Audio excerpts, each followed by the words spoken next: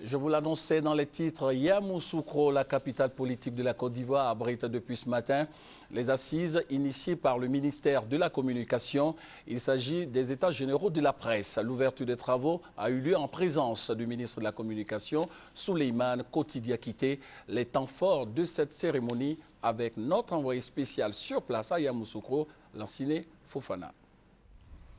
Monsieur Anatole Konan-Nguessan, le représentant du maire de Yamoussoukro, a été le premier à exprimer ce que ressentent les populations. Une grande joie de constater que les médias eux-mêmes ont pris conscience de leurs faiblesses, mais surtout d'avoir le courage de les corriger. Le président du comité d'organisation, Abdoulaye Sangaré, l'a rassuré et rassuré toute l'assistance sur la volonté du ministère de la Communication d'obtenir coûte que coûte un large consensus sur l'avenir des médias, sur le travail bien fait. Il a fallu 17 réunions, 17 séances sérieuses de réflexion donc pour aboutir aux assises de Yamoussoukro, qui en réalité ne sont que le début du commencement. Selon Samba Kone, président du comité scientifique, c'est une nouvelle page qui s'ouvre pour la presse en Côte d'Ivoire. Des solutions sans faux fuyants seront proposées.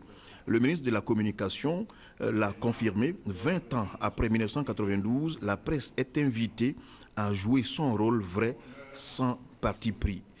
Le président de la République le veut absolument. Des réformes législatives et réglementaires et des mesures ont été prises. Toutes visent le même but, aider la presse nationale à mieux se développer et à mieux assumer son rôle et ses responsabilités sociales. Au nombre de ces mesures, on peut citer, entre autres, la suppression par la loi de décembre 2004 des peines privatives de liberté pour les journalistes dans l'exercice de leurs fonctions. La création du Fonds de soutien et de développement de la presse pour renforcer la liberté économique de la presse. L'annulation des arriérés d'impôts des entreprises de presse de 2008 à 2012. L'amélioration cette année des statuts des deux organes de régulation, le Conseil national de la presse et la Haute autorité de la communication audiovisuelle, par des ordonnances du président de la République.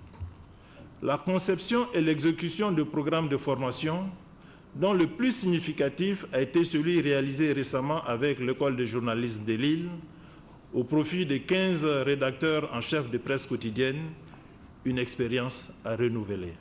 Et le ministre Alla Kwadjo Rémy, représentant le Premier ministre, a rappelé que la presse fasse sa part. 5 commissions ont été constituées à cet effet, parce que forcément l'autorité fera la sienne.